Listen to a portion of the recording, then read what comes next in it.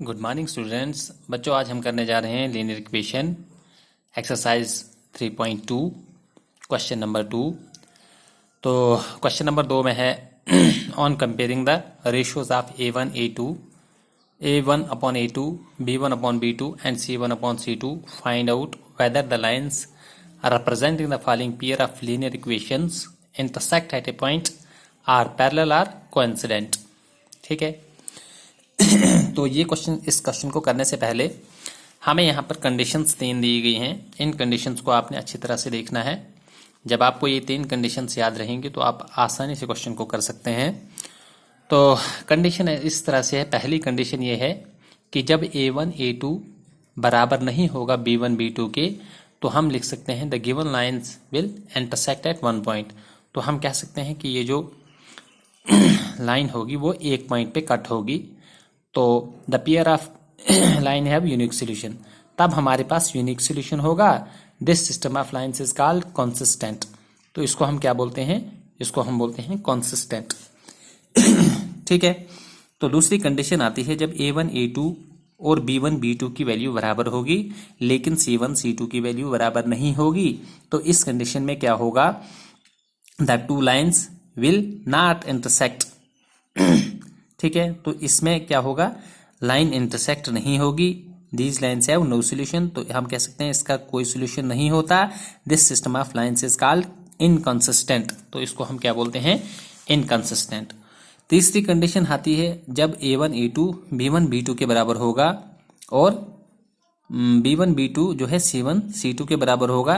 कहने का मतलब है A1 A2 B1 B2 और C1 C2 तीनों एक जैसी वैल्यू होंगी, सेम होंगी, बराबर होंगी। तो two lines will be coincident.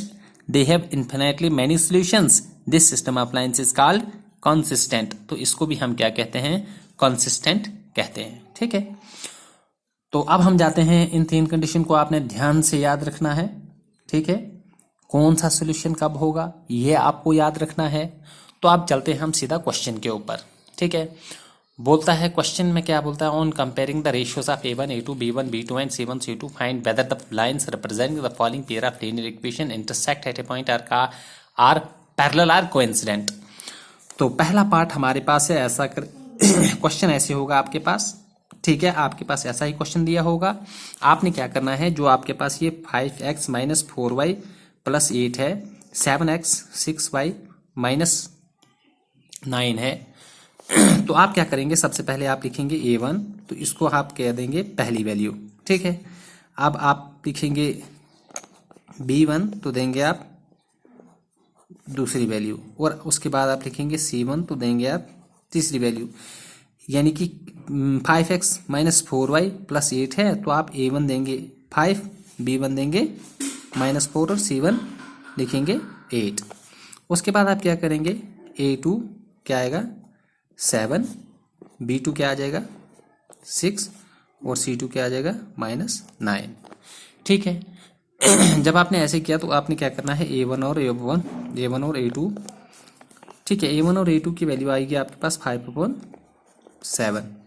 अब B1 और B2 आपने सिर्फ क्या करना है? इनकी वैल्यू डालनी है, -4/6। और अब इसी तरह आप देखेंगे C1 और C2 की वैल्यू, तो आपके पास आ जाएगी 8/-9। यहां से आपने देखा होगा, क्या देखा आप लोगों ने? आपने ये देखा कि A1 और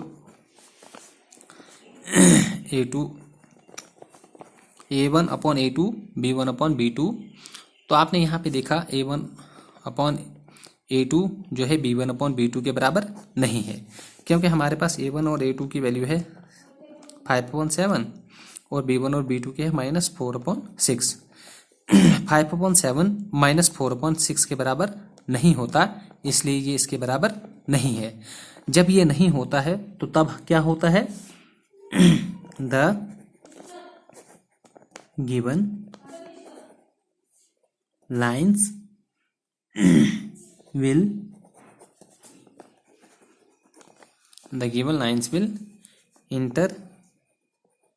intersect at वन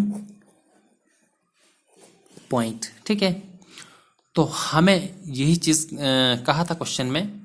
ठीक है। तो ये एक पॉइंट पे काटती हैं लाइंस, क्योंकि कंडीशन, पहली कंडीशन आपने उधर देखी है, जब A1 A2 B1 B2 के बराबर नहीं होता तो इनका क्या होता है, ये जो लाइंस हैं एक पॉइंट पे काटती हैं। ठीक है, तो ये था हमारा पहला क्वेश्चन। ठीक है, ये पहला पार्ट। अब हम जल्दी से दूसरा पार्ट करते हैं। तो दूसरा पार्ट इस तरह से है, दूसरा पार्ट हमारे पास है 9x plus 3y plus 12 equal to 0। दूसरा है 18x plus 6y plus 24 equal to 0। तो हम क्या करेंगे, इनको भी हम A1 A2 B1 B2 के साथ कंपेयर करेंगे। तो A1 की एक वैल्यू हमारे पास आ जाएगी 9, B1 की हमारे पास वैल्यू आ जाएगी 3 और C1 की हमारे पास वैल्यू आ जाएगी 12। अच्छा, A2 की वैल्यू आ जाएगी हमारे पास 18, B2 की वैल्यू आ जाएगी हमारे पास 6 और C2 की वैल्यू आ जाएगी हमारे पास 24।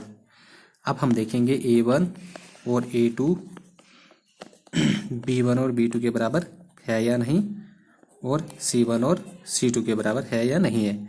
तो अब अगर देखेंगे आप, पहले हमारे पास आती है,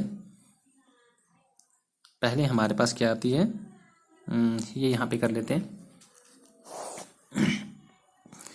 यहाँ अगर आप देखेंगे A1/A2 आता है हमारे पास, A1/A2 क्या आता है हमारे पास, ये आता है 9/18। ठीक है, B1/B2 क्या आता है हमारे पास, ये आ जाता है हमारे पास, B1/B2 आता है हमारे पास 3/6 और C1/C2 क्या आता है हमारे पास, ये आता है हमारे पास 12/24। ठीक है, तो जब आप इसको करेंगे, ये देखना आप, 9 1 ज़ा 9, 9 2 ज़ा 18। A1 और A2 आता है हमारे पास 1/2, B1/B2 क्या आता है हमारे पास, B1 और B2 हमारे पास आता है 3 1 ज़ा 3, 3 2 ज़ा 6। तो ये भी 1/2, C1/C2 क्या आता है 12 को 12, 12 दूने 24। तो ये भी आ जाता है हमारे पास 1/2। आपने देखा होगा हमारे पास A1 A2 1/2, B1 B2 1/2, C1 C2 1/2। तो जब हमारे पास तीनों चीज़ें बराबर आती हैं तो तब कौन सा सोल्यूशन होता है, तब होता है हमारे पास एंड, तो हम लिख सकते हैं these two lines will coincident and they have infinitely many solutions.